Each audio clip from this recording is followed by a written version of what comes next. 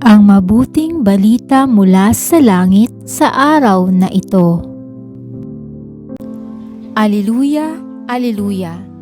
Kayong kay Kristo na buhay ay sa langit nakalaan upang kay Kristo pumisan. Alleluia, Alleluia! Ang mabuting balita ng Panginoon ayon kay San Juan.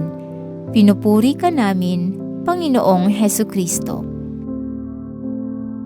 Noong panahong iyon, sinabi ni Jesus sa kanyang mga alagad, "Kung napupuot sa inyo ang sanlibutan, dapat ninyong malamang na puot na ito sa akin bago sa inyo. Kung kayo nga'y sa sanlibutan, iibigin kayo nito bilang kanya. Ngunit, yamang hindi kayo sa sanlibutan, kundi pinili ko kayo mula rito, ito'y napupuot sa inyo. Alalahanin ninyo ang sinabi ko sa inyo, walang aliping higit kaysa kanyang Panginoon.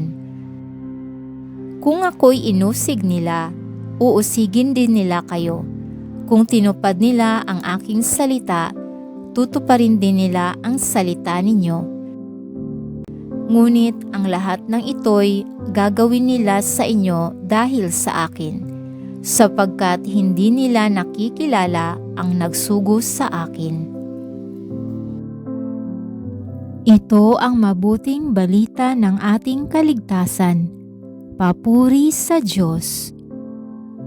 Maraming salamat po sa inyong tulong na maipalaganap ang mabuting balita ng Poong Jesus sa lahat ng mga Pilipino sa buong mundo.